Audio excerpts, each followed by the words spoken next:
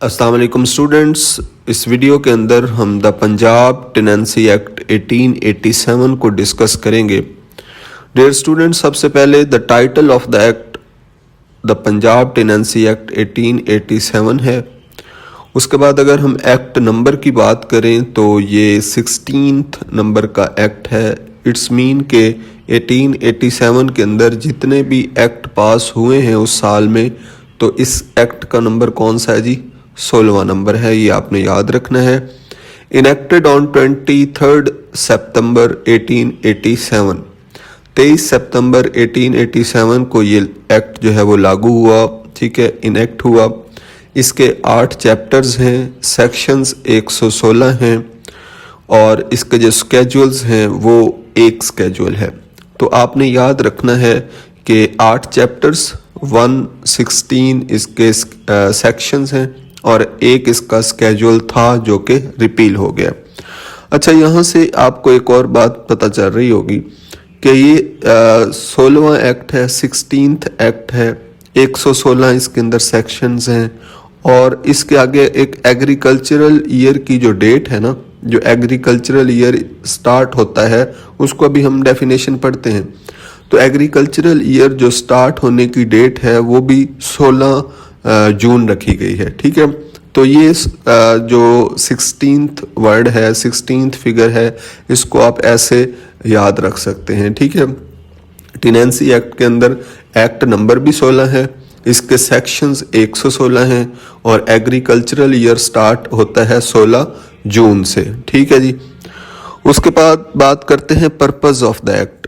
An act to amend the law relating to the tenancy, land occupation, holding of the land in the Punjab। अब ये act लाया क्यों गया था?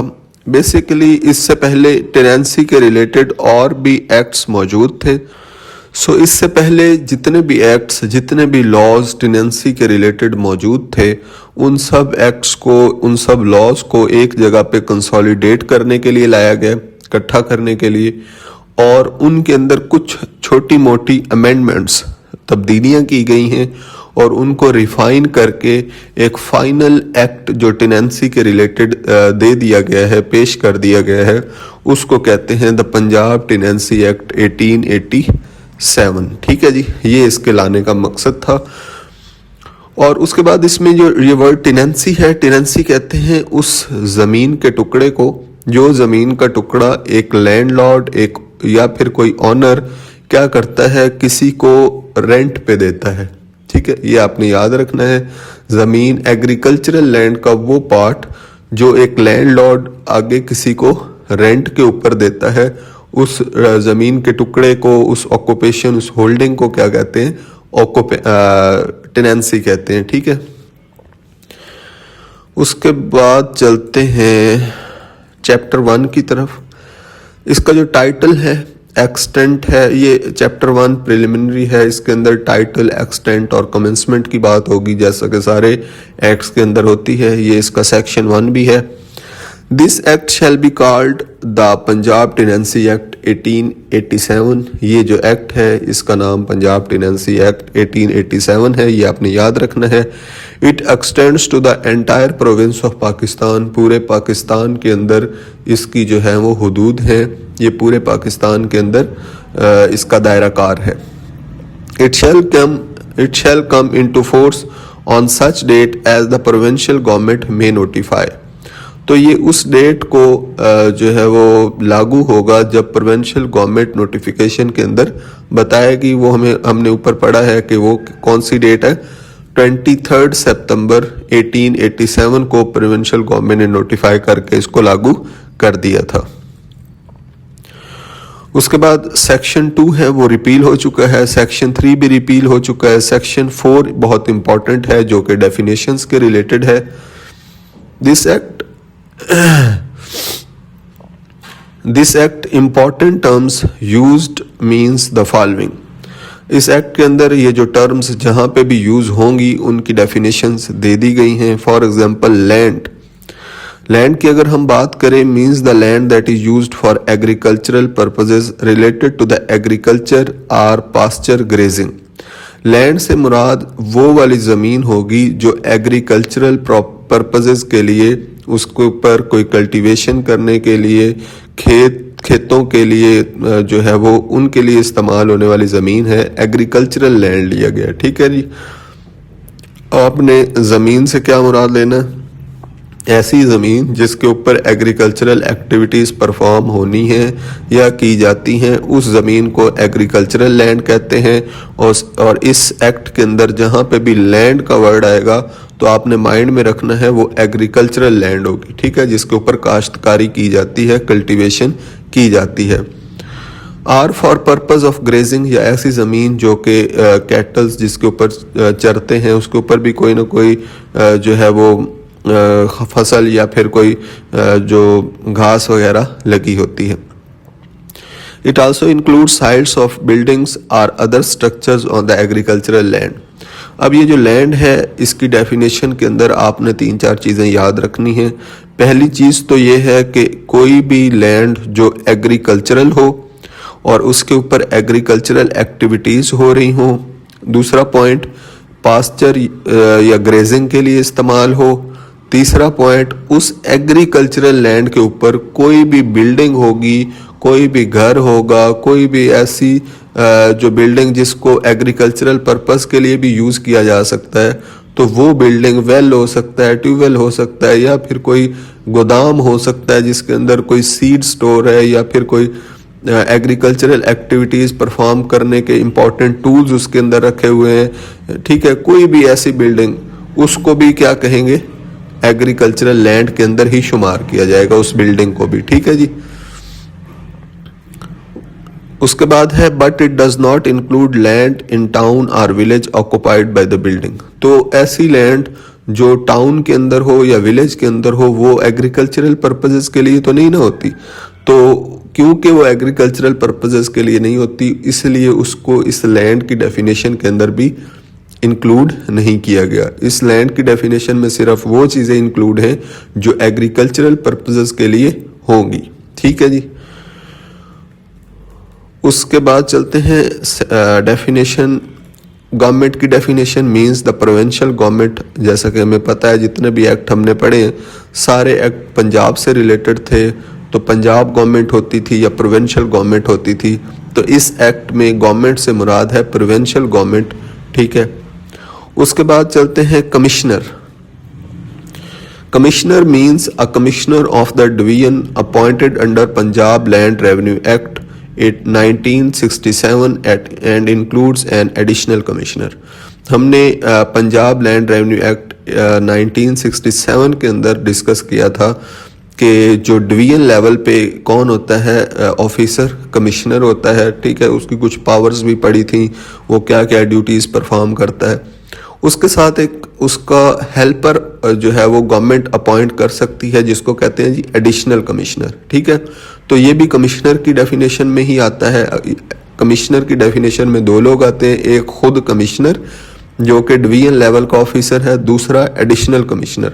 और ये पंजाब लैंड रेवेन्यू एक्ट के अंदर जो एडिशनल कमिश्नर और कमिश्नर परफॉर्म कर रहे थे ड्यूटीज़, और जो वो लोग वहाँ पे अपॉइंट किए गए थे वही लोग ये टेनेंसी एक्ट के अंदर भी जो है वो अपनी ड्यूटीज़ देंगे।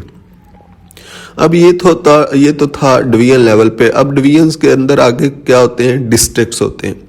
डिस्ट्रिक्ट लेवल पे हमने पढ़ा था कि डिफरेंट कलेक्टर्स होते हैं।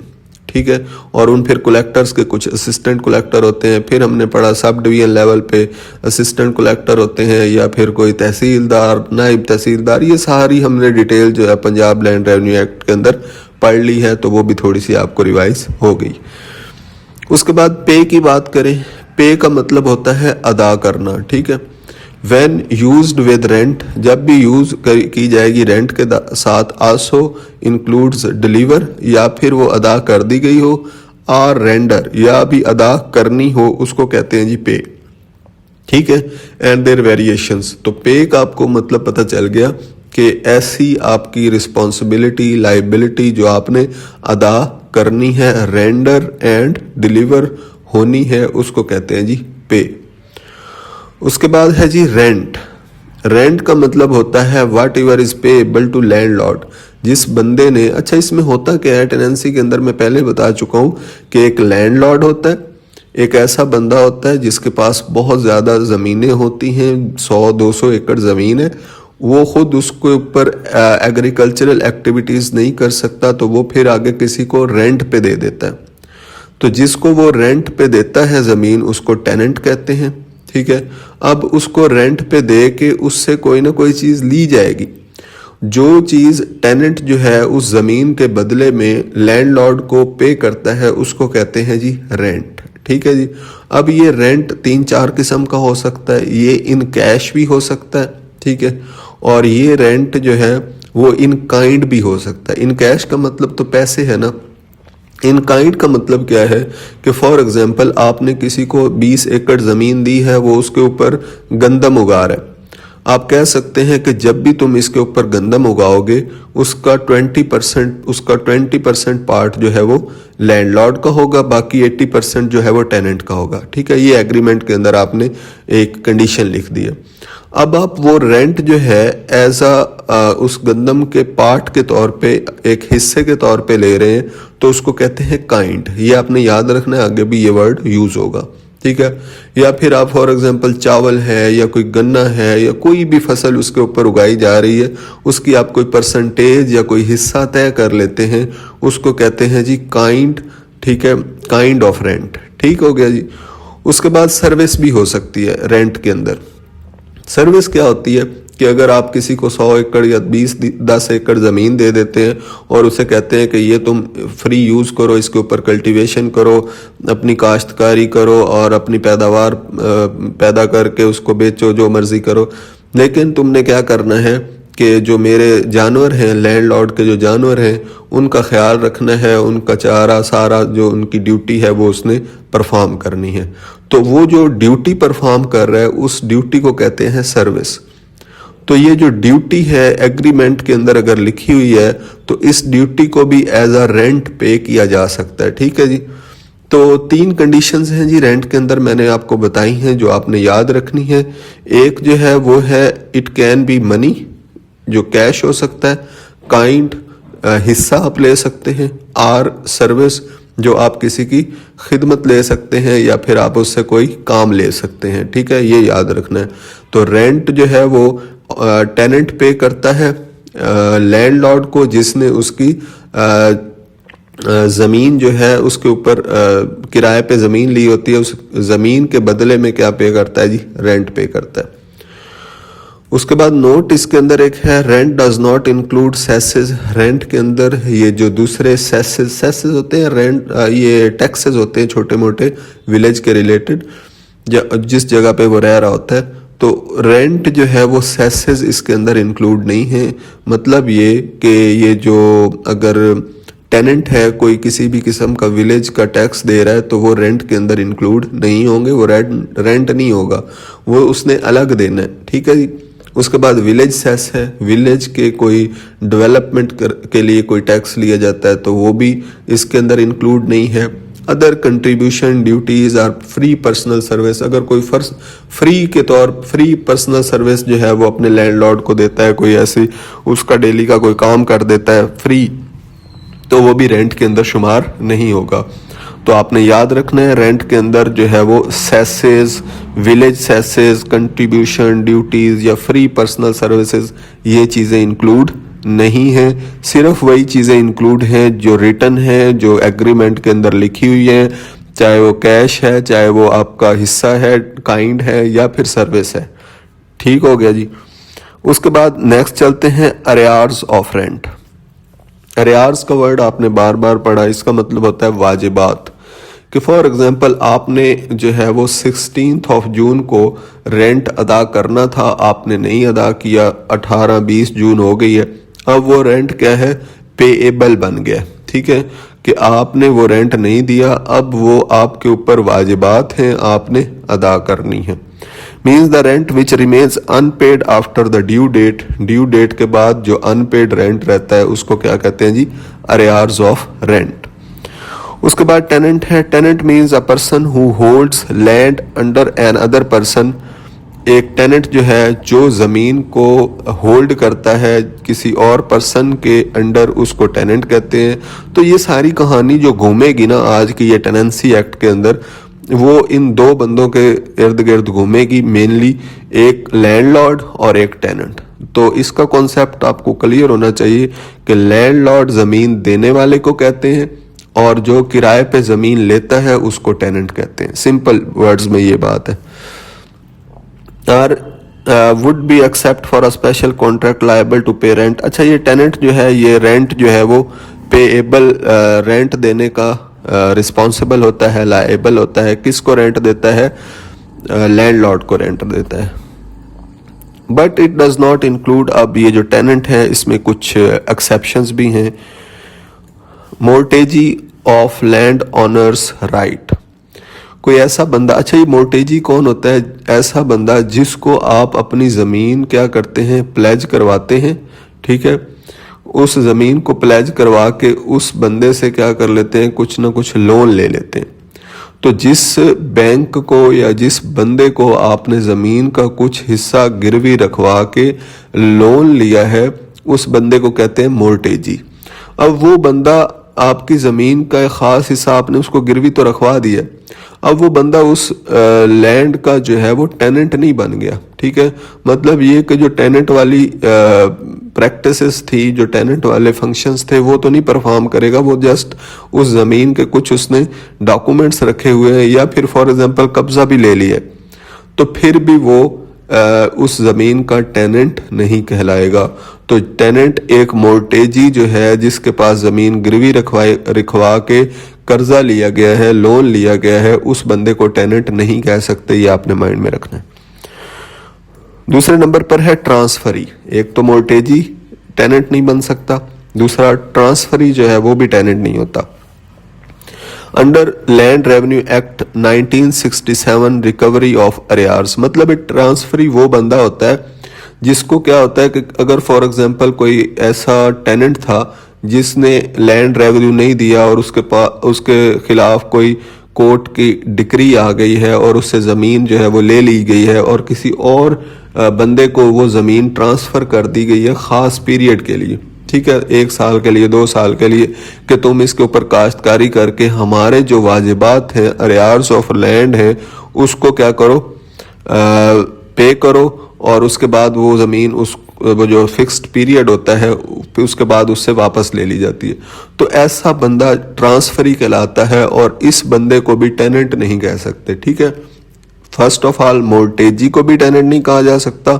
सेकंड ट्रांसफरी, जिसको ज़मीन ट्रांसफ़र होती है कुछ अरसे के लिए, उसको भी टेनेंट की डेफिनेशन के अंदर इंक्लूड नहीं किया जाता। उसके बाद है person leasing unoccupied government land for subletting. एक ऐसा पर्सन जिसने अनऑक्युपाइड लैंड गवर्नमेंट से ली है आगे सबलेट करने के लिए। सबलेट का मतलब होता है आगे जो है वो ज़मीन दी जाती है टेनेंट्स को, आगे वो जो है वो उसको दे के उनसे रेंट लेता है। अब ऐसा बंदा जो गवर्नमेंट से, अच्छा ये लीज़ क्या होता है? लीज़ का मतलब होता है कि आप ज़मीन जो है वो 20 साल, 30 साल, 50 साल के लिए गवर्नमेंट से ले लेते हैं, आपको ऑनरशिप नहीं मिलती, जस्ट उन ईयर्स के लिए, 100 साल के लिए अगर आपने लिया तो उस 100 साल के लिए आप उसके ऊपर जो है वो ऑक्यूपेंसी राइट रखते हैं ज़मीन के ऊपर, उसके ऑक्यूपेंट हो जाते हैं, उसकी मलकियत आपको मिलती है। उसके बाद वो वापस टाइम गुजरने के बाद ज़मीन वापस ले ली जाती है। तो ऐसी ज़मीन जो अनऑक्युपाइड थी, जिसके ऊपर कोई भी नहीं रह रहा था, खाली पड़ी थी, गवर्नमेंट ने आपको या आपने गवर्नमेंट से लीज पे ली है, अब आप उसको आगे जो है वो टेनेंट्स को दे के उसके ऊपर कल्टीवेशन करवा सकते हैं। तो ऐसी ज़मीन भी अगर कोई लेता है तो वो टेनेंट नहीं कहलाएगा। तो ये 3 कंडीशंस हैं जी। पहला, मोर्टेजी टेनेंट नहीं कहला सकता जिसने कर्जे पे जो है वो ज़मीन की हुई है, गिरवी रखी हुई है। ट्रांसफरी टेनेंट नहीं कहला सकता, और person leasing unoccupied government land वो भी टेनेंट नहीं कहला सकता। ये आपने याद रखना है। उसके बाद लैंडलॉर्ड की बात करते हैं। Landlord means the person under whom a tenant holds the land. जैसा कि मैं बता चुका हूँ कि जो बंदा ज़मीनें टेनेंट को देता है उसको क्या कहते हैं जी, लैंडलॉर्ड कहते हैं। And to whom rent is payable, या फिर जिसको टेनेंट ने क्या करना है, रेंट पे करना है, उसको भी क्या कहते हैं जी, landlord. Or would be payable except for the special contract, या पे किया जाएगा। अच्छा, ये आपने याद रखना है कि ये जो लैंडलॉर्ड होता है ना, ये ज़मीन देने वाला होता है। लैंडलॉर्ड जो है वो ऑनर हो भी सकता है और नहीं भी हो सकता। आपने सिर्फ ये माइंड में बात रखनी है कि कोई भी ऐसा बंदा जो किसी को ज़मीन रेंट पे देता है उसको क्या कहते हैं, उसको लैंडलॉर्ड कहते हैं, ठीक है। और जिसको ज़मीन दी जाती है वो टेनेंट कहलाता है, ठीक है। अब टेनेंट उस ज़मीन के बदले में कोई ना कोई रेंट के किसको पे करता है, लैंडलॉर्ड को पे करता है। ये चीज़ें आप कॉन्सेप्ट अपने माइंड में जो है वो क्लियर कर ले, क्योंकि ये चीज़ें बार बार आगे पूरे एक्ट के अंदर रिवाइज होंगी, ठीक है जी। उसके बाद ये जो लैंडलॉर्ड है ये ऑनर नहीं भी हो सकता। फॉर एग्जांपल एक जो है वो लैंडलॉर्ड है जिसका नाम है अली, उसके पास 200 एकड़ ज़मीन है। उसने वो ज़मीन आगे जो है अहमद को टेनेंसी के तौर पे दे दी है। उसका जो टेनेंट है वो कौन है, अहमद। अब 100 एकड़ या फॉर एग्जांपल 150 एकड़ ज़मीन अहमद ने एज अ टेनेंट उस लैंडलॉर्ड अली से ले ली है। अब वो अहमद से भी कंट्रोल नहीं हो रही, उसके ऊपर प्रॉपर कल्टीवेशन नहीं हो रही। अब वो अहमद आगे 2 बंदे और रख लेता है, जवाद या फिर सरमद, ठीक है। अब ये जो अली है ये लैंडलॉर्ड है अहमद का, और जो अहमद है वो लैंडलॉर्ड है सरमद का और जवाद का, ठीक है। और अली का टेनेंट कौन है, अहमद, और अहमद के टेनेंट कौन है, जवाद और सरमद। तो इस तरह ये पता चला कि मेन जो ऑनर ज़मीन का था वो तो अली था, लेकिन क्योंकि उसने ज़मीन आगे किसी को दी है तो वो अब लैंडलॉर्ड भी बन गया, ठीक है। अब जो अहमद था उसने भी आगे ज़मीन किसी को दी है तो अहमद भी क्या कहलाएगा, लैंडलॉर्ड कहलाएगा, क्योंकि वो ज़मीन देने वाला है। तो ज़मीन जो बंदा टेनेंट को देने वाला होता है उसको क्या कहते हैं जी, लैंडलॉर्ड कहते हैं। Tenant and landlord also include their predecessors, मतलब ये कि उनके जो आबाओ अजदाद हैं वो भी टेनेंट और लैंडलॉर्ड ही होंगे। And successors in interest those after them. तो टेनेंट की डेफिनेशन के अंदर उस टेनेंट के मतलब अली जो था वो एक लैंडलॉर्ड था, अली का कोई वालिद है वो भी लैंडलॉर्ड ही कहलाएगा, ठीक है। और अगर कोई अहमद है वो टेनेंट है, तो अहमद की जितनी औलाद है या उसके जितने आबाओ अजदाद हैं वो भी जो है वो टेनेंट ही कहलाएंगे, ठीक है जी। Tenancy means a parcel of land. Tenancy का मतलब है ज़मीन का वो टुकड़ा हेल्ड बाय टेनेंट जो टेनेंट को दिया गया है रेंट के ऊपर अंडर अ लैंडलॉर्ड, जो लैंडलॉर्ड ने दिया है। Under one lease or one set of conditions, जिसकी कुछ ना कुछ टर्म्स एंड कंडीशंस हैं, या फिर कुछ अरसे के लिए, कुछ टाइम पीरियड के लिए जो दिया गया है उसको क्या कहलाते हैं, टेनेंसी कहते हैं, ठीक है जी। Tenancy is a parcel of land, ज़मीन के टुकड़े को कहते हैं जिसके ऊपर ये सारे टेनेंसी का जो एक्शन है परफॉर्म किया गया है। जो ज़मीन किसी टेनेंट को दी गई है और जो किसी लैंडलॉर्ड ने दी है उसको क्या कहते हैं जी, सारे प्रोसेस को टेनेंसी कहते हैं। उसके बाद estate, land owner and holding shall have the meaning given in the Punjab land revenue act 1967। Estate की डेफिनेशन, लैंड ऑनर की डेफिनेशन और होल्डिंग की डेफिनेशन वही होगी जो हमने पंजाब लैंड रेवेन्यू एक्ट 1967 के अंदर डिस्कस की थी। क्या थी जी, एस्टेट ज़मीन का ऐसा ख़ास टुकड़ा होता है जो कि रिकॉर्ड्स ऑफ राइट्स में किसी बंदे के नाम लिखा होता है, उसका प्रॉपर जो है वो ऑनरशिप लिखी होती है, उसकी एक ख़ास मैप होता है, उसकी ख़ास जो है वो डायमेंशन, डायरेक्शंस, सारा कुछ उसका जो है वो होता है, बाउंड्रीज होती हैं, उसको कहते हैं एस्टेट को। अब ये जो हर एस्टेट है उसकी एक जो है वो अलग असेसमेंट होती है, ठीक है। मतलब असेसमेंट का क्या, उसका तखमीना लगाया जाता है और उस तखमीने के नतीजे में उस एस्टेट के ऊपर एक लैंड रेवेन्यू जो गवर्नमेंट का टैक्स है वो भी लगाया जाता है, चार्ज किया जाता है, ठीक है जी। ये हमने उसके अंदर इसकी डिटेल डेफिनेशन जो है लैंड रेवेन्यू के अंदर हमने पढ़ी थी और लिखी हुई थी। आज मैंने आपको उसका एक ओवरव्यू दे दिया। उसके बाद लैंड ओनर जो है, जो ज़मीन का मालिक होता है उसको कहते हैं होल्डिंग कहते हैं कब्ज़ा लेना। जो बंदा, जो अब जो टेनेंट है, अगर ये इसने किसी से ज़मीन ली है तो वो ज़मीन जो है वो टेनेंट की क्या कहलाएगी? होल्डिंग कहलाएगी। उसके बाद है जी लैंड रेवेन्यू की अगर हम बात करें तो means land revenue assessed under any law in force or assessable under the Punjab land revenue act 1967। अब ये जो लैंड रेवेन्यू है ना, ये बेसिकली क्या होता है? गवर्नमेंट का एक टैक्स होता है जो कि फॉर एग्जांपल एक टेनेंट ने ज़मीन 100 एकड़ ज़मीन रखी हुई है, उसके ऊपर कल्टीवेशन कर रहा है, एग्रीकल्चरल एक्टिविटीज़ करके उससे एक इनकम कमाता है हर साल। वो जो उसने हर साल उस सारी एक्टिविटीज से इनकम कमाई है, उस इनकम के ऊपर कुछ गवर्नमेंट का हिस्सा होगा, गवर्नमेंट का टैक्स होगा। उस टैक्स को, उस हिस्से को कहते हैं जी लैंड रेवेन्यू। अब इस लैंड रेवेन्यू को डिफाइन करने का एक प्रोसेस है, एक प्रोसीजर है जो हमने पंजाब लैंड रेवेन्यू एक्ट 1967 के अंदर डिस्कस किया था कि ये कैसे कैलकुलेट किया जाता है, कौन कौन सी इसके अंदर कंडीशंस हैं, वो सारी जो है वो पंजाब लैंड रेवेन्यू एक्ट से रिलेटेड हैं, उसके अंदर डिस्कस्ड है। उसके बाद ये लैंड रेवेन्यू के अंदर कुछ चीज़ें इंक्लूड उन्होंने बता दी हैं। Any rate impose due to the increase in the land revenue because of irrigation. For example कोई ऐसी ज़मीन है जिसके ऊपर इरीगेटेड फैसिलिटीज़ पहले नहीं थी, वो ज़मीन अनइरीगेटेड थी। अब ये इरीगेटेड ज़मीन और अनइरीगेटेड कौन सी होती है? अनइरीगेटेड ज़मीन वो होती है जिसके ऊपर कोई कुआं ना हो, कोई उसके ऊपर ट्यूबवेल ना हो, कोई उसको नहर ना लगती हो जिससे उसको पानी दिया जा सके। मतलब ये जो आर्टिफिशियल वेज ऑफ वाटर है ये उसके ऊपर मौजूद नहीं है।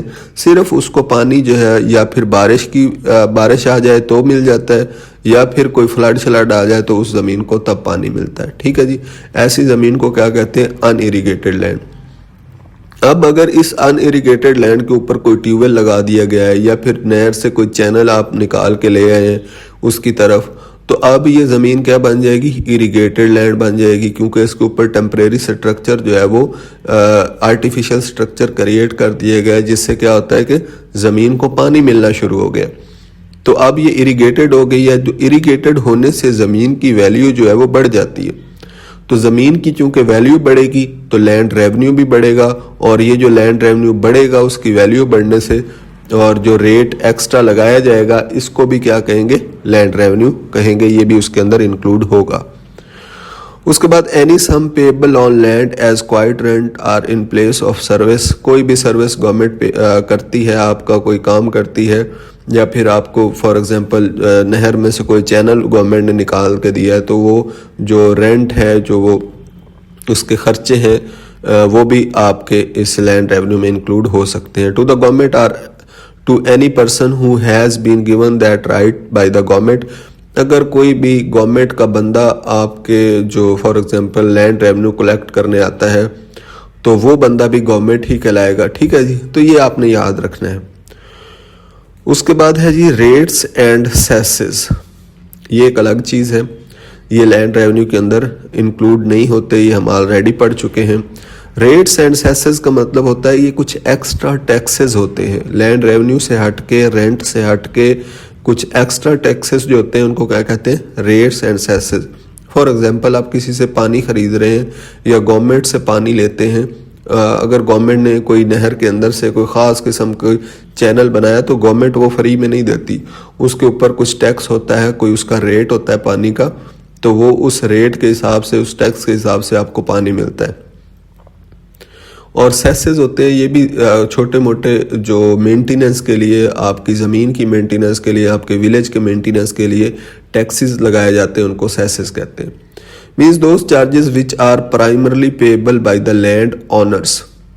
और ये जो आपने याद रखना है कि ये रेट्स और सेसेस कौन पे करता है? लैंड ओनर्स पे करते हैं। ठीक है जी, ये टेनेंट्स इसको पे नहीं करते। कौन पे करता है? Land owners. जो लैंड ओनर्स होते हैं, जो ज़मीन के जो होते हैं मालिक होते हैं। एंड इंक्लूड्स, ए तो रिपील हो गया, be the local rate under the Punjab local government ordinance 2001 ये जो पंजाब लोकल गवर्नमेंट ऑर्डिनेंस 2001 के अंदर जितने भी लोकल रेट्स लगाए गए हैं वो इन रेट्स और सेसेस के अंदर इंक्लूड होंगे।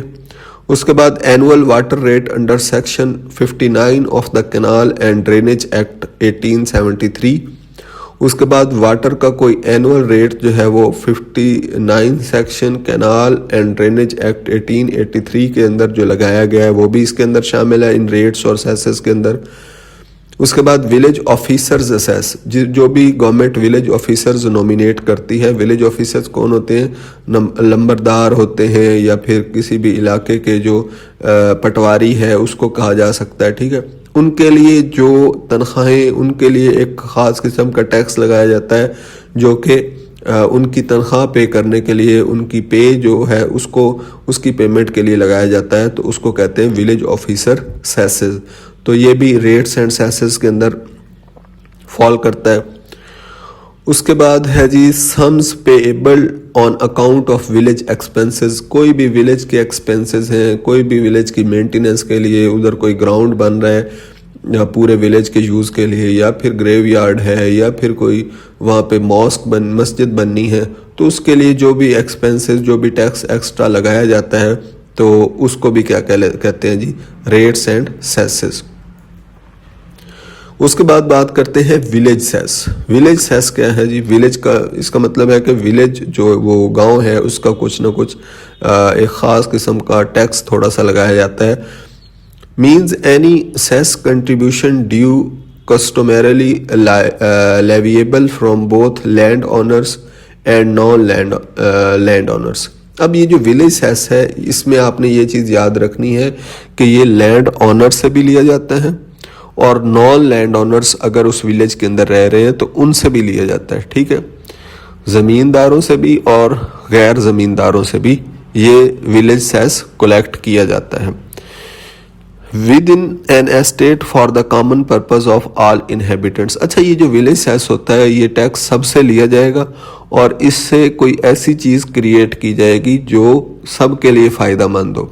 फॉर एग्जांपल, उस गांव के अंदर पानी नहीं था, ठीक है, कोई प्रॉपर ट्यूबवेल चैनल नहीं था जो लोगों के पीने के लिए, फॉर एग्जांपल फिल्टर नहीं लगा हुआ था, तो विलेज सेस कलेक्ट करके वहाँ पे फिल्टर लगवा दिया जाता है, या फिर विलेज सेस कलेक्ट करके वहाँ पे मस्जिद बनवा दी जाती है, जो सारे लोग कॉमनली उसको क्या कर सकते हैं, यूज़ कर सकते हैं, क्योंकि सबका टैक्स है ना, लैंडलॉर्ड्स का, नॉन लैंडलॉर्ड्स का, सारों का। तो वहाँ पे फॉर एग्जांपल कोई जो है वो ग्रेव यार्ड बना सकते हैं, कोई मस्जिद बना सकते हैं, कोई ऐसा प्ले ग्राउंड बना सकते हैं जिसको सारे ही पूरे विलेज वाले यूज़ कर सकते हैं। तो विलेज सेस जो है इसलिए लिया जाता है, ठीक है जी। उसके बाद इसके अंदर एक्सक्लूजन है, एक्सेप्शन है। क्या चीज़ विलेज सेस नहीं हो सकती? Payment for private property use. जैसे कि मैं बता चुका हूँ कि जो विलेज सेस है वो सबके लिए होता है, ठीक है, कॉमन होता है, और ये कोई पेमेंट अगर करते हैं प्राइवेट प्रॉपर्टी के यूज़ के लिए तो वो कॉमन तो नहीं होगी, तो वो इसके अंदर इंक्लूड भी नहीं होगी। पेमेंट फॉर पर्सनल सर्विस, कि कोई पर्सनल सर्विस है, ठीक है, आपने किसी बंदे से कोई काम लिया है तो उस काम के नतीजे में आप कोई पेमेंट करते हैं, तो वो पेमेंट भी जो है वो विलेज सेस में नहीं होगी, क्योंकि विलेज सेस में आपने माइंड में रखना है ये एक कॉमन टैक्स है जो लैंड ओनर्स और नॉन लैंड ओनर्स दोनों से लिया जा रहा है, और ये दोनों के फ़ायदे के लिए, सबके फ़ायदे के लिए गाँव के अंदर जो है वो लिया जाता है, ठीक है। तो ये जो पर्सनल सर्विसेज हैं ये इसके अंदर इंक्लूड नहीं होंगी। उसके बाद है सेस इम्पोज्ड बाय स्टैट्यूट। कोई भी सेस, कोई भी नया कानून आता है और वो आपके ऊपर कोई टैक्स लगाता है तो वो विलेज सेस के अंदर इंक्लूड नहीं होगा। उसके बाद payment benefiting only an individual or a class of residents. कोई भी ऐसी पेमेंट आपसे ली जाती है जिससे किसी एक ख़ास तबके को फ़ायदा होना होता है, ठीक है, या फिर कोई ख़ास क्लास जो है उसको फ़ायदा, अमीरों के लिए कोई काम किया गया है या कोई ख़ास उसके जो गरीब थे सिर्फ उन्हीं को फ़ायदा हो रहा है, तो ऐसा टैक्स जो है वो भी क्या है, इस विलेज सेस के अंदर इंक्लूड नहीं है। उसके बाद अथॉरिटी है decision of the board of revenue on whether something is a village cess is final and not challengeable in the court. Board of revenue जो है किसी भी टैक्स को विलेज सेस करार दे सकता है, उसके पास ये अथॉरिटी है और उसके डिसीजन को, उसके फैसले को कहीं पे भी चैलेंज नहीं किया जा सकता किसी कोर्ट के अंदर। उसके बाद बात करते हैं विलेज ऑफिसर की। Village officer include chief headman, headman और पटवारी। अब ये विलेज ऑफिसर है वो कौन हो सकता है, ये हमने पंजाब लैंड रेवेन्यू एक्ट के अंदर भी पढ़ा था कि कोई भी लंबरदार, हेडमैन, चीफ हेडमैन, पटवारी, ये सारे लोग कौन हो सकते हैं जी, विलेज ऑफिसर हो सकते हैं। तो आपने इसकी डेफिनेशन में ये याद रखना है कि टेनेंसी एक्ट में चीफ हेडमैन, हेडमैन और पटवारी को क्या कहा जाता है जी, विलेज ऑफिसर। ये बेसिकली क्या करते हैं, ज़मीनों का रिकॉर्ड्स वगैरह जो उसकी मेंटेनेंस है उसको जो है वो अपने पास रखते हैं। उसके बाद रेवेन्यू ऑफिसर की बात करें और रेवेन्यू कोर्ट, ये आपने दो ऑफिसर्स जो हैं वो अपने माइंड में रखने हैं। means the officer court that has the authority under this act to perform the function of the revenue officer or revenue court। अब ये जो रेवेन्यू ऑफिसर्स हैं टेनेंसी एक्ट के, ये वही वाले ऑफिसर्स हैं जो लैंड रेवेन्यू एक्ट 1967 के अंदर हमने पढ़े थे। मतलब कमिश्नर हमने पढ़ा था जो डिवीजन लेवल पे होता है, हमने जो है वो कलेक्टर पढ़ा था वो जो डिस्ट्रिक्ट लेवल पे होता है, उसके बाद हमने सब डिवीजन लेवल पे जो है वो असिस्टेंट कलेक्टर पढ़ा था। तो ये चीज़ें, ये जो ऑफिसर्स हैं ये वही वाले यूज़ हो रहे हैं जो लैंड रेवेन्यू एक्ट के अंदर थे, वही टेनेंसी एक्ट के अंदर वही वाले ऑफिसर्स हैं। अच्छा, ये तो हो गए रेवेन्यू ऑफिसर्स। अब जो रेवेन्यू कोर्ट है वो क्या होता है, अब कोई भी फैसला अगर आता है तो ये रेवेन्यू ऑफिसर उसको क्या करते हैं, सुनते हैं, उसका फैसला, कोई भी जो मसला है उसका फैसला देते हैं। तो उस फैसला देने की पावर इन रेवेन्यू ऑफिसर्स के पास है। तो जब भी ये रेवेन्यू ऑफिसर्स किसी भी ट्रायल को, किसी भी मुकदमे को सुनते हैं, उसका कुछ फैसला डिसाइड करते हैं, फिर ये ऑफिसर क्या बन जाते हैं, रेवेन्यू कोर्ट बन जाते हैं। मतलब इन ऑफिसर्स के पास अपनी पावर्स हैं और फैसला सुनाने की पावर्स भी हैं। उसके बाद चलते हैं जी नेक्स्ट, जागीरदार। जागीरदार means any person other than a village servant. जागीरदार ऐसा बंदा होगा जिसकी अपनी कोई ज़मीन शमीन हो और वो विलेज सर्वेंट ना हो, जो मतलब है किसी और की ज़मीनों पे वो जो है वो नौकर शोकर ना हो। To whom the government or the state servant has assigned land revenue of land fully or partially. तो ये जागीरदार वो होगा जिसको गवर्नमेंट ने क्या किया है, उसको असाइन कर दिया कि भाईजान आपने जो लैंड रेवेन्यू है वो कलेक्ट करके हमें प्रोवाइड करना है, उसका कुछ हिस्सा या सारा लैंड रेवेन्यू, ठीक है, उसको जागीरदार कहा जा सकता है। उसके बाद लीगल प्रैक्टिशनर की बात करते हैं। Means any legal practitioner under the legal practitioner act 1879। Legal practitioner जो है वो लीगल प्रैक्टिशनर एक्ट 1879 के अंदर जो बताए गए हैं उनमें से कोई भी हो सकता है, लेकिन जो मुख्तार है वो नहीं हो सकता। ये स्पेलिंग मिस्टेक है, मुख्तार इज़ नॉट इंक्लूडेड। हमने ये पंजाब लैंड रेवेन्यू एक्ट के अंदर भी पढ़ा था कि जो मुख्तार है वो प्रैक्टिशनर, लीगल प्रैक्टिशनर इस्तेमाल नहीं हो सकता, वो इसकी डेफिनेशन में नहीं आता। ये आपने माइंड में रखना है कि लीगल प्रैक्टिशनर कोई भी हो सकता है, मुख्तार नहीं हो सकता, ठीक है जी। अब ये जो मुख्तार होता है इसके पास बेसिकली लिमिटेड राइट्स होते हैं, ये कोई स्पेशल केसेस के लिए होता है, वो इसके अंदर इंक्लूड नहीं है। उसके बाद एग्रीकल्चरल ईयर कौन सा होता है, द ईयर स्टार्टिंग ऑन 16 जून, ऐसा साल जो 16 जून को स्टार्ट हो रहा है। अच्छा, हमने पढ़ा था लैंड रेवेन्यू एक्ट के अंदर कि वहाँ पे एग्रीकल्चरल ईयर जो स्टार्ट हो रहा है वो 1 जुलाई था। तो ये आपने डिफरेंस याद रखना है कि लैंड रेवेन्यू एक्ट के अंदर एग्रीकल्चरल ईयर जो स्टार्ट होता है वो 1 जुलाई को होता है, और टेनेंसी एक्ट के अंदर जो एग्रीकल्चरल ईयर स्टार्ट होता है वो 16 जून को होता है। इसके अंदर एक एक्सेप्शन है, any other date that the provincial government notifies for a particular local area. कोई भी अदर डेट भी हो सकती है जो प्रोविंशियल गवर्नमेंट चाहे उसको नोटिफाई करेगी, और किसी भी खास एरिया के लिए वो क्या बन जाएगी, एग्रीकल्चरल ईयर के लिए वो डेट जो है वो डेडलाइन बन जाएगी। अब ये जो एग्रीकल्चरल ईयर है ये 16 जून से शुरू होकर 16 जून तक ही एक पूरा साल कंप्लीट होगा, साइकिल कंप्लीट होगा। ये चीज़ आपने माइंड में रखनी है। उसके बाद नोटिफिकेशन की बात करते हैं तो notification means a notification published in the official gazette by the authority. जो ऑफिशियल गैजेट है उसके अंदर जो भी notification authority of the provincial government और द बोर्ड ऑफ रेवेन्यू, ये प्रोविंशियल गवर्नमेंट अथॉरिटी या बोर्ड ऑफ रेवेन्यू क्या करता है, ऑफिशियल गैजेट के अंदर जो नोटिफिकेशंस देता है उनको क्या शुमार किया जाता है जी, नोटिफिकेशन जो शुमार किया जाता है। उसके बाद है जी improvement with reference to a tenancy. Improvement means tenancy के एतबार से अगर हम देखें तो इम्प्रूवमेंट का मतलब क्या होगा, any work that increases and sustains the value of tenancy. कोई भी ऐसा काम जो ज़मीन के ऊपर एग्रीकल्चरल लैंड के ऊपर किया गया है जिससे उस एग्रीकल्चरल लैंड की वैल्यू जो है वो इंक्रीज हो गई है। उसके ऊपर कोई आपने ट्यूबवेल लगा दिया है, उसके ऊपर आपने कोई जो है वो उसकी कहीं पे खड्डे शड्डे थे बहुत ज़्यादा, उसका लेवल इक्वल नहीं था, आपने उसके ऊपर कहीं से मिट्टी ला के डाल दी है, ठीक है, उसको बराबर कर दिया है। या फिर उसके ऊपर आपने कोई बंद बांध दिया जहाँ से फ्लड आ जाया करता था उस ज़मीन के ऊपर, तो अब आपने कोई परमानेंट उसका बंद बांध के उस ज़मीन को सेव कर लिया है। तो ये सारे एक्टिविटीज़ जो आपने परमानेंट कुछ खर्चा करके प्रोमिनेंट आपके एक्सपेंसेस लगे हैं जिनके ऊपर, तो ये एक्टिविटीज़ क्या कहलाती हैं, उस ज़मीन की वैल्यू को इंक्रीज करती हैं और इनको कहते हैं जी improvements. Any work that increases and sustain the value of tenancy must be suitable to tenancy and consistent with the conditions of holding.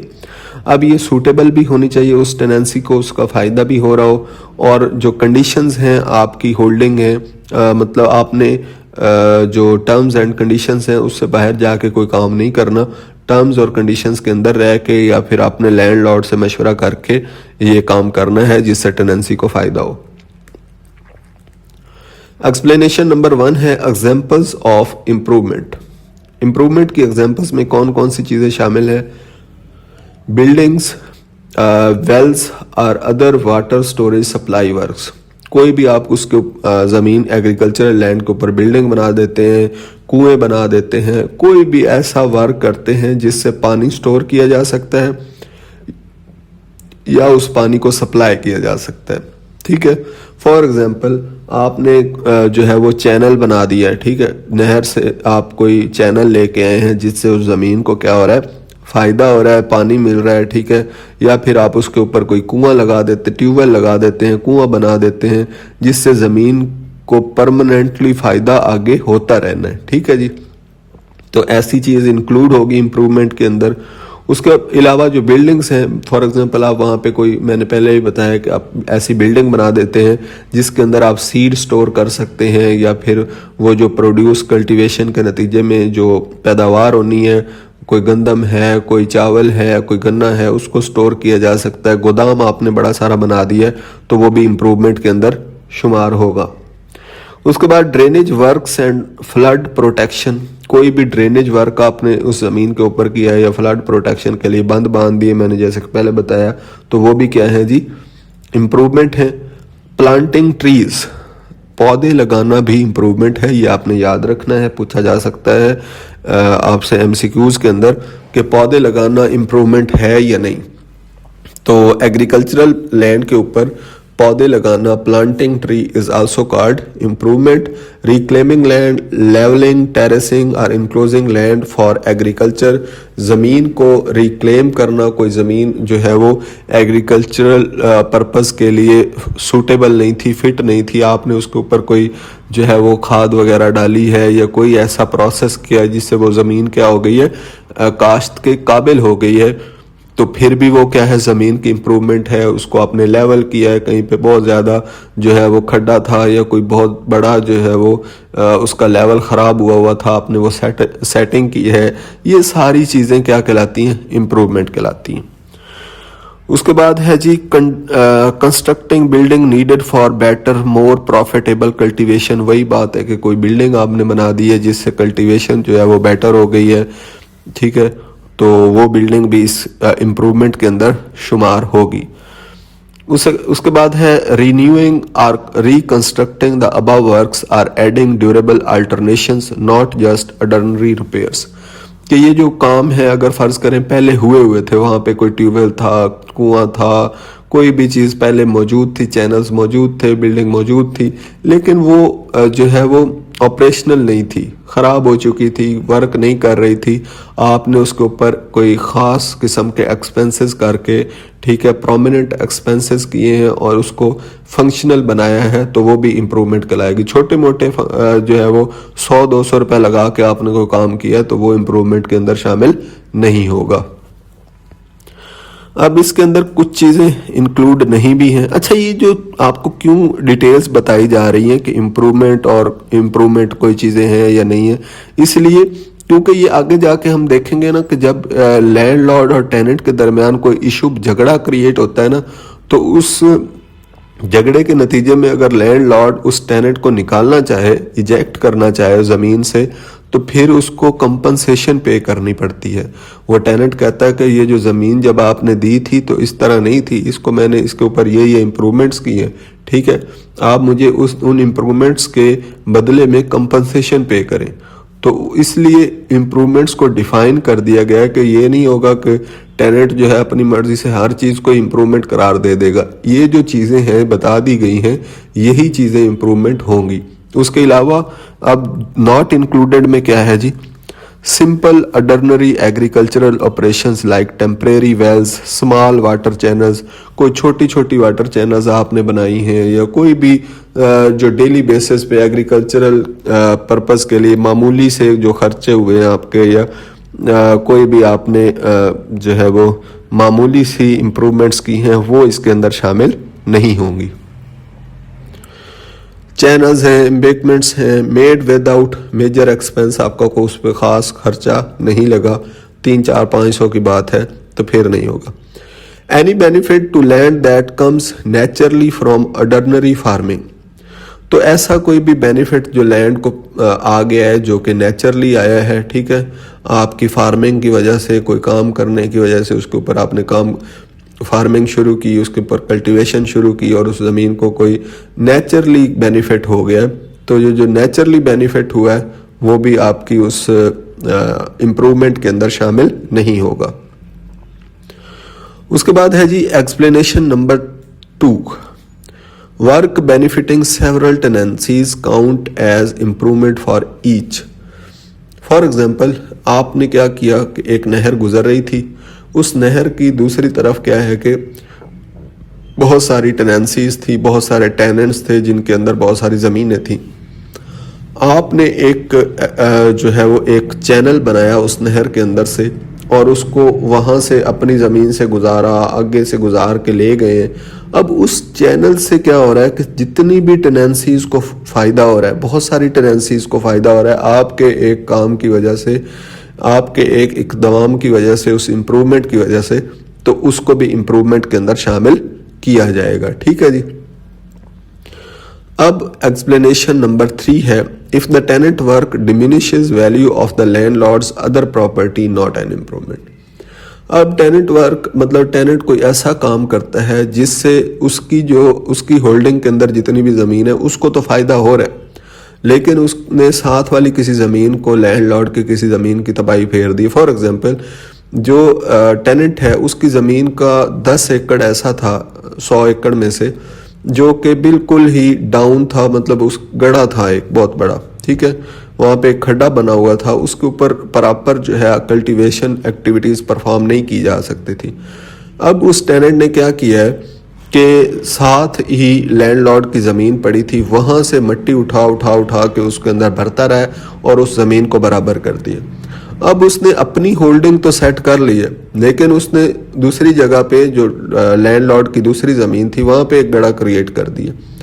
अब क्या होगा कि अब उसने अपना फ़ायदा तो कर लिया है, साथ वाली ज़मीन की तबाही फेर दी है, तो इससे वो चीज़ जो है वो इम्प्रूवमेंट के अंदर शामिल नहीं होगी। उसके बाद नेक्स्ट है जी मुकर्रर-ए-दार। मुकर्रर-ए-दार मीन्स अ पर्सन इन अटक एंड रावलपिंडी डिस्ट्रिक्ट्स। ये आपने याद रखना है। मुकर्रर-ए-दार कहाँ पे है जी? अटक के अंदर और रावलपिंडी, अटक और Rawalpindi. who on date of commencement of Punjab Tenancy Amendment Act 1952, जो पंजाब टेनेंसी अमेंडमेंट एक्ट 1952 के अंदर आया, who recorded in the revenue record as a मुकर्ररदार, और उसको रेवेन्यू रिकॉर्ड के अंदर मुकर्ररदार ही दर्ज किया गया। ठीक है, ये असल में वर्ड इस्तेमाल होता है अटक और रावलपिंडी के अंदर, ये जो टेनेंट्स हैं या ऑक्यूपेंट्स हैं उनके लिए, तो उनको जो है वो मुकर्ररदार ही लिखा गया, तो अब भी वो मुकर्ररदार ही होंगे। और after that date was recorded as such with his consent and the consent of the land's proprietor, और उसके बाद अगर इस डेट के बाद भी अगर उनको यही रिकॉर्ड किया जाना है तो उनसे इजाज़त ली जाएगी, या फिर जो उनके लैंड ऑनर्स हैं, लैंडलॉर्ड्स हैं, उनकी इजाज़त से। It also includes the successors in interest of a मुकर्ररदार। अब ये मुकर्ररदार के जो आगे सक्सेसर्स आएंगे, उसके जो औलाद आएगी वो भी मुकर्ररदार ही कहलाएगी। उसके बाद नेक्स्ट चैप्टर है जी चैप्टर 2, राइट ऑफ ऑक्यूपेंसी। अब ये जो राइट ऑफ ऑक्यूपेंसी है ये क्या होता है? ये जो हमने पढ़ा ना कि लैंडलॉर्ड एक दूसरे जो है वो बंदे को ज़मीन किराए पे देता है, जिसको टेनेंट कहते हैं। ठीक है, अगर वो टेनेंट उस ज़मीन के ऊपर 20 साल तक कल्टीवेशन करता रहा है, टैक्सेस पे करता रहा है, सारा कुछ उसने अपनी ड्यूटीज़ परफॉर्म की हैं, अब उसको कुछ हकूक़ भी तो देने चाहिए ना, कि उसने इतनी ज़्यादा खिदमत की है, उस ज़मीन के ऊपर 20-25 साल गुजारे हैं, तो ये नहीं है कि उसको किसी भी वक्त लैंड ऑनर कहे हाँ भाई चल आज से तू फारिग है, ख़त्म है, चला जा, ज़मीन को छोड़ दे। नहीं, अब उस जो बंदा एक ख़ास पीरियड के लिए उस ज़मीन के ऊपर रह चुका है, तो उसको कुछ हकूक़ दिए गए हैं, जिसको कहते हैं ऑक्यूपेंसी राइट। हकूक़ सकूनत इनको कहा जाता है, कि उसके पास ये राइट है, ये हक है कि वो उस ज़मीन के ऊपर रह सकता है, उसके ऊपर काश्तकारी कर सकता है, उससे क्या है पैदावार प्रोड्यूस कर सकता है, और उसको जो है वो किसी बेसलेस ग्राउंड्स के ऊपर उसको ज़मीन से इजेक्ट नहीं किया जा सकता, निकाला नहीं जा सकता। ठीक है, अगर उसको ज़मीन से निकालना है तो आपको जो है वो स्ट्रॉन्ग ग्राउंड्स देने होंगे, और केस चलेगा, और वहाँ पे आपने साबित करना होगा जो लैंडलॉर्ड है उसने, फिर उसको उस ज़मीन से इजेक्ट किया जाएगा। ठीक है जी। सो ऑक्यूपेंसी राइट का आपको पता चल गया कि ऐसे राइट्स हैं जिसकी वजह से किसी भी ऑक्यूपेंट को या फिर किसी भी टेनेंट को ज़मीन के अंदर से ज़मीन का जो कब्ज़ा है वो वापस नहीं लिया जा सकता। ठीक है जी, इन सिंपल वर्ड्स ये था। सेक्शन 5 है tenants having right of occupancy. कौन से ऐसे टेनेंट्स हैं जिनके पास राइट ऑफ ऑक्यूपेंसी होगा? A tenant has a right of occupancy in the land he occupies if he falls under any of the following categories। अगर tenant जो है जो लैंड रखता है उसके ऊपर उसके ऑक्यूपेंसी राइट उसी टाइम ही होंगे अगर वो इन कैटेगरीज में से किसी एक में फॉल करे। अब ये कैटेगरीज कौन सी हैं? पहली बात तो ये है if at the start of this act he has. ये एक्ट कब स्टार्ट हुआ? 23 सितंबर 1887 को ये जो है वो एक्ट स्टार्ट हुआ। अब उस टाइम पे अगर कोई टेनेंट जो है has been occupying the land for more than 2 generations, अगर वो बंदा जो है 2 जनरेशन से उस ज़मीन पे रह रहा है, एज अ टेनेंट ऑक्यूपाई किया हुआ है, उस ज़मीन का वो जो है वो होल्डर है। Male line of the descent through a grandfather और ग्रैंड अंकल, मतलब ये कि उसका पहले क्या था, दादा था उसके ऊपर, फिर उसका वालिद साहब है, अब वो है टेनेंट। ठीक है, तो ये क्या होंगी? 2 जनरेशन से वो उस ज़मीन के ऊपर रह रहा है, तो क्योंकि उसने 1-2 जनरेशन उस ज़मीन के ऊपर गुजार चुकी हैं, 1987 तक की बात हो रही है। मतलब जब ये एक्ट आया उससे पहले अगर कोई बंदा 2 जनरेशन्स तक उस ज़मीन के ऊपर ऑक्यूपाइड रह चुका है तो उसको ऑक्यूपेंसी राइट्स दे दिए जाएंगे। अब उसको आसानी से उस ज़मीन के अंदर से निकाला नहीं जा सकता। Has continuously occupied it for 20 years, या फिर 20 साल से उसके ऊपर वो जो है वो रह चुका, जैसे कि मैंने पहले बताया कि 20 साल से वो वहाँ पे रह रहा है, उस ज़मीन के ऊपर काम कर रहा है। And has been paying no rent beyond the land revenue rates and cesses chargeable. बेशक वो कोई रेंट नहीं दे रहा लेकिन वो लैंड रेवेन्यू दे रहा है, उसके अलावा जितने भी टैक्सेस हैं, चार्जेस हैं, वो पे कर रहा है, तो वो उसको भी क्या किया जाएगा, 20 साल से क्योंकि वो वहाँ पे रह रहा है तो उसको ऑक्यूपेंसी राइट्स मिल जाएंगे। तो दो चीज़ें यहाँ से पता चली। पहली चीज़ ये थी कि कोई भी ऐसा बंदा जो ज़मीन के ऊपर 2 जनरेशन्स उसने गुजार ली हैं, अपने दादा की तरफ से, फिर बाप की, फिर या फिर अपने दादा के बाद उसके पास, उसके अंकल के पास गई, फिर उसके पास आ गई, तो उस ज़मीन के ऊपर भी उसको ऑक्यूपेंसी राइट्स दे दिए जाएंगे। या फिर उसने 20 साल एक ज़मीन के ऊपर लगा लिए हैं, बेशक उसने रेंट नहीं दिया, लेकिन क्या किया है, लैंड रेवेन्यू, सेसेस, बाकी जितने भी चार्जेस थे वो देता रहा, ठीक है, तो फिर भी उसको क्या है जी, ऑक्यूपेंसी राइट्स हैं। अच्छा, ये जो रेंट ना देने वाली बात, फॉर एग्जांपल कि लैंडलॉर्ड था, उसने किसी को ज़मीन दे दी, यार ये तुम ले लो, इसके ऊपर कल्टीवेशन करते रहो, ऐਵੇਂ ही 10 एकड़ 20 एकड़ जितनी भी थी, ठीक है, अब वो उसने ले ली, उससे कोई रेंट तय नहीं हुआ, बस लैंडलॉर्ड की पहले ही बहुत ज़्यादा ज़मीनें थी, उसने कहा चलो खैर है, इसको ऐसे ही फ्री में दे देता हूँ। ऐसी सिचुएशन में अगर वो 20 साल गुजार चुका है उसके ऊपर, तो अब ये नहीं है कि लैंडलॉर्ड उठेगा और उसको कहेगा चल बेटा ये खाली कर दे, तो खाली ऐसे नहीं होगी, उसको ऑक्यूपेंसी राइट्स दे दिए गए हैं। उसके लिए आपको कोई ग्राउंड्स पेश करने पड़ेंगे, कोई आपको उसके ऊपर प्रॉपर जो है वो आपका ट्रायल चलेगा, उसके बाद उसको ज़मीन से निकाला जा सकता है, ठीक है जी। उसके बाद दूसरी कंडीशन, पहली कंडीशन आपको पता चल गई कि 2 जनरेशन्स और 20 साल। Tenants who once owned the land, tenants जो एक दफ़ा लैंड के ऑनर थे बट लॉस्ट ओनरशिप, लेकिन अब उसकी ओनरशिप वो लूज़ कर चुके हैं, मतलब एक लैंड के ऊपर वो पहले रह चुके हैं, ठीक है, अब किसी वजह से कोई मसला बना है जिसकी वजह से उसने या खुद ओनरशिप छोड़ दी है या कोई भी इशू बना है, तो फिर क्या होगा, not by forfeiture bye the government और बाय हिज वॉलंटरी एक्ट। अच्छा, ये एक एक्सेप्शन है कि अगर वो खुद ऑनरशिप छोड़ता है तो वो फिर इसमें नहीं शामिल होगा, या फिर गवर्नमेंट ने उसके ऊपर फॉरफीचर कर लिया, किसी और वजह से क्या हुआ है कि उसने ऑनरशिप जो है वो लूज कर दी, उसको लॉस्ट कर दिया, and has continuously occupied it since losing ownership, लेकिन फिर भी वो उसके ऊपर ही रहा, एक्टिविटीज़ परफॉर्म करता रहा है, उसको किसी ने निकाला नहीं है, तो फिर क्या होगा, फिर भी उसको ऑक्यूपेंसी राइट मिल जाएंगे। उसके बाद है जी, if the tenant settled in the village or estate along with or was settled by the founder of that village estate.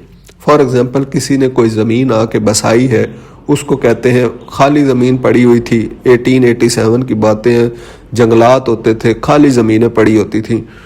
अब कोई बंदा आया है, उसने उस ज़मीन को क्या किया, आबाद किया, उसके ऊपर कल्टीवेशन शुरू की है, एग्रीकल्चरल एक्टिविटीज़ शुरू की हैं, और वो अपने साथ किसी और बंदे को भी लेके आया।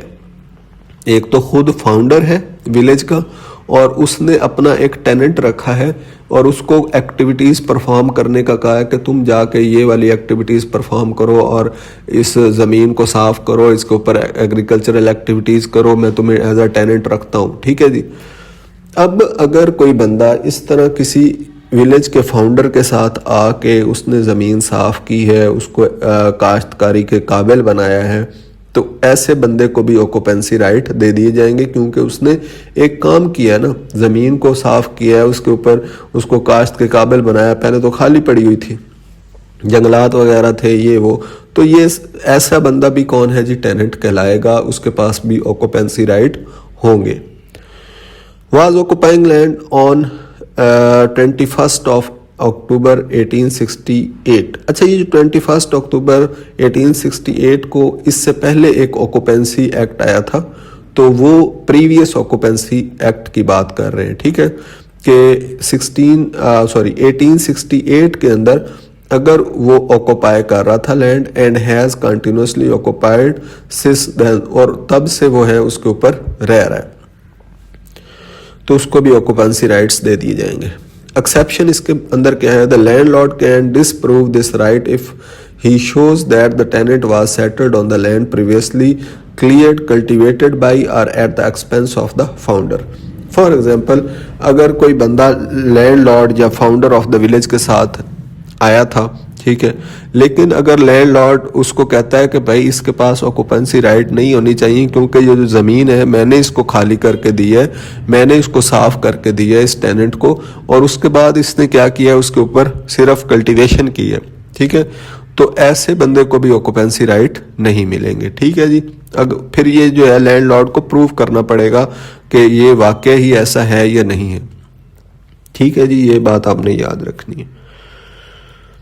उसके बाद if he is was a Jagirdar of estate or part of it where the land is located and has continuously occupied the land for at least 20 years, मतलब अगर वो किसी भी ज़मीन का या estate का जागीरदार रहा है, जागीरदार मैंने बताया था ना कि किसी जिस बंदे के पास जो होल्ड करता हो लैंड और उसको कोई गवर्नमेंट जो है वो ड्यूटी असाइन कर दे कि आपने रेवेन्यू कलेक्ट करना है या ऐसा कोई काम, तो अगर वो 20 साल तक एक ज़मीन के ऊपर रह चुका है और ऑक्यूपाइड इट ड्यूरिंग हिज जागीरदारी एंड कंटिन्यूड फॉर 20 ईयर्स, जागीरदारी के दौरान उसने ली और फिर भी 20 साल गुजार चुका है, तो ऐसे बंदे को भी ऑक्यूपेंसी राइट्स दे दिए जाएंगे। तो ये आपने याद रखना है कि ऑक्यूपेंसी राइट्स सबसे पहले किस वजह से मिलते हैं।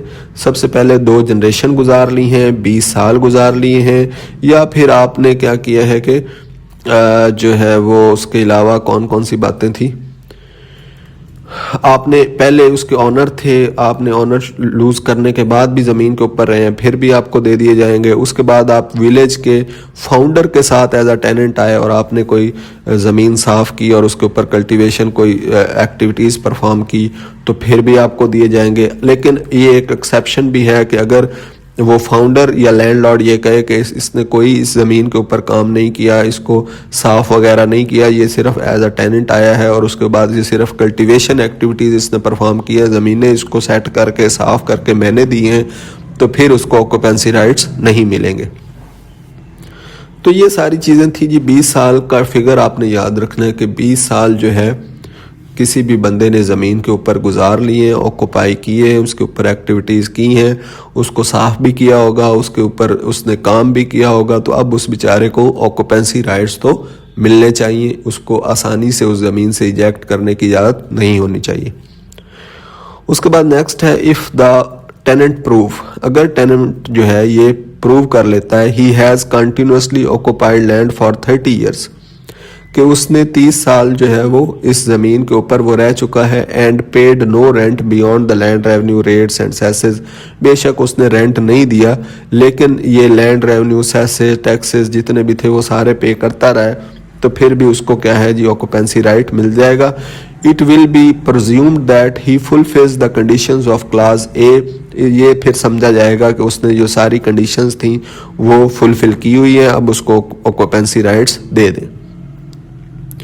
उसके बाद एक बात है जी natural relationship also includes adoption, customary heirship, religious community usages, मतलब ये कि नेचुरल रिलेशनशिप क्या होता है कि कोई भी ऐसा रिलेशनशिप जो आपका किसी के साथ है, फॉर एग्जांपल आपने कोई बच्चा अडॉप्ट कर लिए तो वो अब आपका सक्सेसर बन सकता है, वो आपका नेचुरल रिलेशनशिप में आ जाता है। ठीक है जी।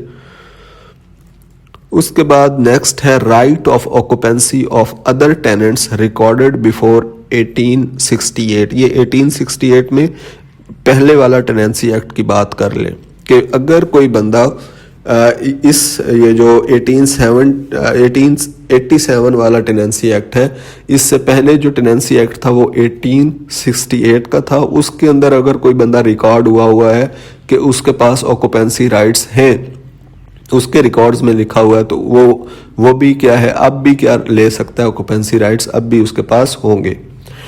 If a tenant was recorded in official land records record of rights before 21 October 1868, मतलब इससे पहले उसके पास क्या थे टेनेंसी ऑक्यूपेंसी राइट थे किसी भी टेनेंट के पास, and having a right of occupancy and has been continuously living on that land since that time, he will be considered to have a right of occupancy। अब भी उसको occupancy rights दिए जाएंगे।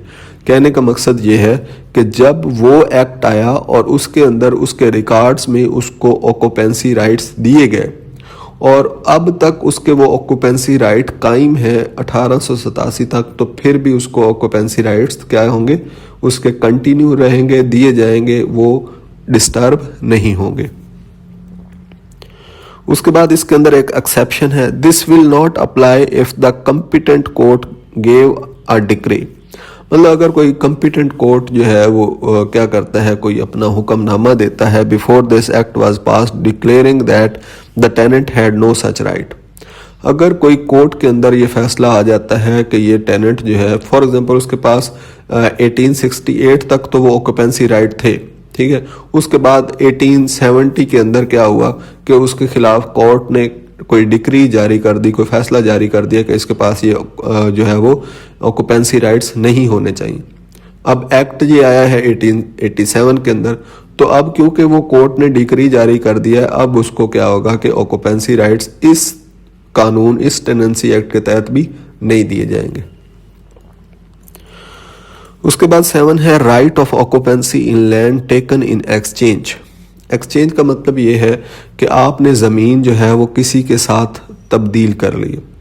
For example आपकी ज़मीन 10 एकड़ एक जगह पे थी, उससे आगे जो है वो 20 एकड़ ज़मीन अहमद की है, ठीक है, 10 एकड़ अली की, आगे 20 एकड़ अहमद की, आगे फिर उसके बाद जो है वो 5 एकड़ आपकी और पड़ी है, जो अली है उसकी 5 एकड़ अहमद की ज़मीन के बाद फिर पड़ी है। अब वो अली जो है वो अहमद को कहता है कि यार ऐसा करते हैं कि वो जो मेरी उस साइड पे 5 एकड़ ज़मीन पड़ी है वो तुम ले लो, तुम्हारी ज़मीन के पास ही पड़ेगी वो, और जो मेरी ज़मीन के करीब ज़मीन है वहाँ से 5 एकड़ तुम अपनी मुझे दे दो, ठीक है। अब जो ज़मीन मतलब है उसने 5 एकड़ दी है, उसके ऊपर उसके जितने ऑक्यूपेंसी राइट्स थे, वो जब ये अहमद से 5 एकड़ ज़मीन अपने करीब लेगा उसके ऊपर भी उतने ही ऑक्यूपेंसी राइट्स उसके होंगे। तो ये बात की जा रही है। If a tenant exchanges his land or part of it voluntarily with other land of the same landlord, then the new land received in exchange will have the same occupancy right as the land he gave away। ठीक है जी, उसके ऊपर भी same occupancy rights होंगे, जो ज़मीन exchange की गई हैं उसके ऊपर भी वही ऑक्यूपेंसी राइट्स होंगे। अब ये जो लैंड है वो सेम लैंडलॉर्ड की होनी चाहिए, ठीक है, ये आपने याद रखना है। सेम लैंडलॉर्ड की ज़मीन आपस में 2 टेनेंट्स जो हैं वो एक्सचेंज कर सकते हैं। उसके बाद है जी 8 establishment of right of occupancy on other grounds, के कुछ अदर ग्राउंड्स भी हैं। ये जो एक तो ये जो बता दिए गए हैं, इसकी बुनियाद पे ऑक्यूपेंसी आपको मिल सकती है, ठीक है, आपने 2 जनरेशन गुजारी, 20 साल गुजारे, 30 साल आपने साबित कर दिए, या फिर आप किसी जो फाउंडर ऑफ विलेज के साथ आए थे, ये सारी कंडीशन जो ऊपर बताई गई हैं। इनके अलावा भी कुछ कंडीशंस हो सकती हैं। The previous section do not prevent any person from establishing a right of occupancy on other grounds not mentioned here. मतलब ये कि कोई और किसी के पास सबूत है जिसके से ये साबित हो रहा है कि उसको ऑक्यूपेंसी राइट्स दिए जाने चाहिए, लेकिन वो यहाँ पे मेंशन नहीं है, तो वो भी अगर वो पेश करेगा तो उसको ऑक्यूपेंसी राइट, अगर वो जो है वो सॉलिड हुए तो उसको ऑक्यूपेंसी राइट्स मिल सकते हैं। Right of occupancy do not by lapse of time, मतलब ये कि आपको जो ऑक्यूपेंसी राइट है वो सिर्फ इस वजह से नहीं दिया जा सकता कि आपने उसके ऊपर 20-30 साल सिर्फ गुजार लिए और बाकी कंडीशंस आपने फुलफिल नहीं की, ठीक है जी। If the tenant can not get A tenant cannot get the right of occupancy just by staying on land for long time. Mere passage of time is not enough. सिर्फ उसके ऊपर रहना ही इनफ नहीं है, बल्कि बाकी की कंडीशंस, टर्म्स और उनको भी फॉलो करना है। अगर रेंट आपके साथ तय है वो देना है, अपने लैंड रेवेन्यू देना है, सेसेस देने हैं, टैक्सेस देने, सारा कुछ देना है, ठीक है। तो इन चीज़ों को भी देखा जाएगा जब ऑक्यूपेंसी राइट्स किसी को दिए जाएंगे। उसके बाद 10 है right of occupancy not by joint owner. If the land is held by several joint owners, बहुत सारे ऑनर्स हैं किसी लैंड के, अब उनमें से एक ऑनर कहता है कि यार मुझे ऑक्यूपेंसी राइट्स दे दिए जाए, ठीक है, वो गवर्नमेंट से रिक्वेस्ट करता है, तो उसे ऑक्यूपेंसी राइट्स नहीं दिए जाएंगे क्योंकि वो ज़मीन बाकी भी लोगों की है, ठीक है। तो सबको अगर मिलेंगे तो सबको मिलेंगे उनके हिस्से के मुताबिक, ये नहीं है कि एक बंदे को जो है वो ऑक्यूपेंसी राइट्स मिल जाएंगे। If the land is held by several joint owners, then one joint owner cannot claim occupancy right. उनमें से एक जो है वो occupancy right claim नहीं कर सकता against the other unless there is a custom allowing it. या फिर कोई रस्म हो वहाँ पे ये रिवाज हो ऐसा करने का तो फिर ठीक है, अदरवाइज जो है वो कोई एक बंदा ऑक्यूपेंसी नहीं ले सकता। ये टेनेंट्स के अंदर जो उसके आगे हायर्स आने हैं उनकी बात है। उसके बाद है जी continuance of existing occupancy rights. जो पहले ऑक्यूपेंसी राइट्स किसी के पास थे वो कंटिन्यू रहेंगे इवन आफ्टर दिस एक्ट। इस एक्ट के बाद if a tenant already had a right of occupancy, किसी टेनेंट के पास पहले ही ऑक्यूपेंसी राइट थे अंडर एनी प्रीवियस लॉ, किसी भी प्रीवियस लॉ के तहत, like the Punjab tenancy act 1868, इसके तहत ये जो भी कंसोलिडेट किए गए हैं लॉ उनके तहत कोई बंदा ऑक्यूपेंसी राइट रखता था, he will continue to have it. अब भी उसके पास वो ऑक्यूपेंसी राइट रहेंगे अंडर दिस एक्ट, इस एक्ट के तहत। ठीक हो गया जी। सो यहाँ पे इस पार्ट को एंड करते हैं। आई होप कि आपको ये वीडियो अच्छी लगी होगी। अगर ये वीडियो अच्छी लगी तो हमारे यूट्यूब चैनल को सब्सक्राइब और वीडियो को लाइक कर दें। Thank you very much.